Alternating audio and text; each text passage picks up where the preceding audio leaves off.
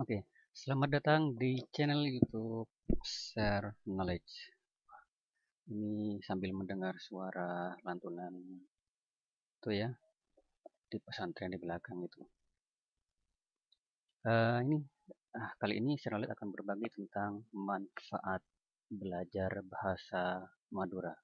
Bahasa yang berasal dari pulau kecil di sebelah utara ujung timur Pulau Jawa. Tapi sebelumnya jangan lupa subscribe channel YouTube saya dan bagikan ke yang lain. Oke. Uh, Manfaat belajar bahasa Madura. Buat apa ya belajar bahasa Madura? Nah, jangan salah kawan. Untuk di dunia bisnis itu perlu belajar bahasa bahasa lain, bahasa daerah ataupun bahasa lainnya gitu yang berpotensi untuk bisnis kita gitu. Perhatikan coba di sini. Bahasa Madura tuh, nah ini Pulau Madura. Perhatikan di layar ini Madura segini.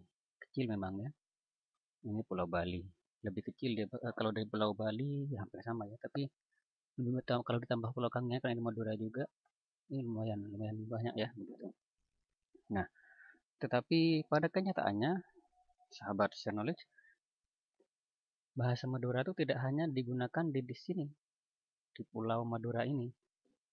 Karena ceritanya dulu ujung timur Pulau Jawa ini dari sini ya, ini ke sini itu kosong katanya dulu.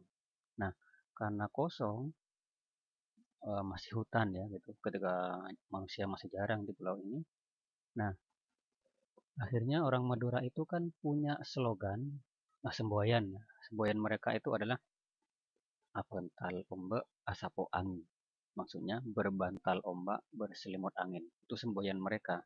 Nah, semboyan itu ya jadi orang Madura itu maksudnya suka bepergian, suka musafir atau suka merantau gitu. Makanya kalau kita kemana-mana pun sering kita ketemu orang Madura ya, baik di mana-mana gitu ya, di Pulau Jawa ini atau bahkan di Cina sekalipun gitu, di luar negeri, di Eropa, di Amerika gitu. Bahkan pernah ada Cina Bondowoso itu pulang ke Shanghai. Nah, di tengah kota Shanghai itu mendengar orang berbahasa Madura, katanya begitu. Itulah orang Madura yang berbantal ombak berselimut angin gitu. Nah, orang Madura ini berimigrasi ke daerah Jawa di sini. Akhirnya mereka menetap di sini. Nah, bahkan dua kota ini, Bondowoso dan Situbondo, masyarakatnya itu berbahasa Madura. Kalau ada orang Jawa di sini, itu biasanya pendatang. Cuma bahasanya agak logatnya yang beda di sini ya. Bondowoso ini Madura, Situbondo Madura. Nah, cuma logat Situbondo ini agak bernada dia. Kalau kata orang Bondowoso sangkit gitu katanya.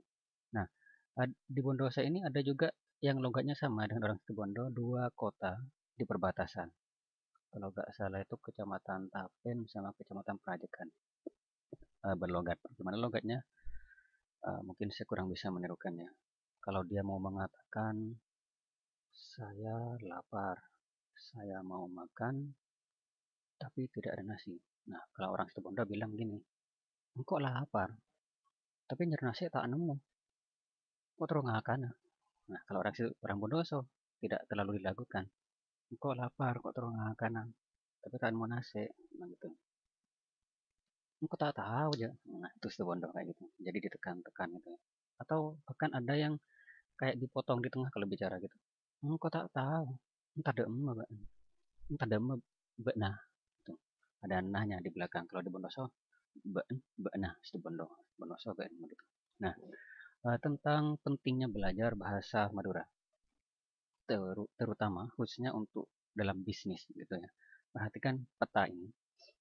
Saya pernah kerja di sini, Mojokerto. Dari Surabaya masih agak ke barat yang ke selatan di sini. Nah, Mojokerto ini daerah Jawa sudah. Tetapi tetapi di Mojokerto di ujung timur perbatasan dengan Pasuruan. Ini Pasuruan di sini, Mojokerto di sini di ujung timurnya itu ada satu desa. Di desa tersebut masyarakatnya Madura. Kecamatannya Mojosari, desanya saya lupa desanya. Itu di desa tersebut masyarakatnya berbahasa Madura gitu. Nah, ke timur sedikit itu ada wisata Tretes. Itu sudah Pasuruan. Coba kita perbesar. Mojokerto, nah di sini. Mojosari Ngoro, di Ngoro ini. Di sini ada satu desa yang berbahasa Madura. Kemudian ke sini ke timur terus itu campuran. Nah, orang sini, bukan di Malang ini juga ada Mas Madura di sini. Ini Lumajang ya. Kemudian Jember, Bondowoso, Probolinggo, Pasuruan, Surabaya, bahkan mungkin di Gresik itu ini masih ada orang Madura campuran ya. Kemudian di sini Situbondo, Banyuwangi. Nah, ini bahasa Madura. Jadi bahasa Madura itu digunakan di ini. Luas banget ya gitu ya di sini. Begitu. Nah, perlukah mempelajari bahasa Madura? Jika Anda seorang pebisnis yang ingin berbisnis di daerah ini, saya rasa perlu. Begitu. Karena cukup banyak penggunanya seperti itu. Oke, begitu ya. Jadi mempelajari bahasa Madura di daerah sini penting. Nah, satu contoh di daerah ini, Bondowoso, Situbondo, ini banyak Cina. Termasuk daerah lainnya ya sebenarnya semuanya, bahkan di Pulau Maduranya. Nah, Cina-Cina yang ada di sini, termasuk orang Arab juga. Mereka berdagang biasanya. Nah, mereka itu fasih bahasa Madura. Bahkan bisa bahasa halus gitu. Bisa bahasa Madura yang halus gitu. Padahal anak-anak Madura sendiri yang muda-muda itu tidak semuanya bisa bahasa halusnya. Tapi orang Cina itu bisa. Nah, kenapa? Karena kalau orang asing, kemudian dia bisa bahasa daerah dan bahkan bisa fasih, bahkan bisa dengan bahasa halusnya, itu sangat dihargai atau disenangi oleh masyarakat lokal di sana. Nah, kalau sudah disenangi masyarakat lokal, ya tentu saja bisnisnya disenangi gitu. Bahkan mereka orang Cina di sana ada yang ini, ada yang sampai kenal banget dengan tradisi-tradisi yang biasa dilakukan oleh masyarakat di sana. Contoh misalkan di Kota Bondowoso. Itu ada Cina yang sampai ini ya mengadakan acara malam selamatan, malam Jumat manis seperti itu untuk karyawannya. Padahal dia sendiri bukan muslim. Nah, tapi karena tradisi itu dilakukan. Jadi itu cara memikat hati masyarakat lokal gitu. Ya memang sih saya pernah membaca sebuah motivasi kata mereka, kalau kamu berbisnis, kamu tidak perlu berusaha memuaskan pelangganmu karena dia sudah puas. Kamu tidak perlu membantu pelangganmu karena pelangganmu itu sudah bisa melakukan sendiri. Tapi apa yang perlu? Jalinlah hubungan persaudaraan atau persahabatan dengan mereka. Itu yang mereka butuhkan. Itu kata. Jadi kalau kita bersaudara dengan banyak orang, apapun yang kita jual, wah pasti laku seperti itu.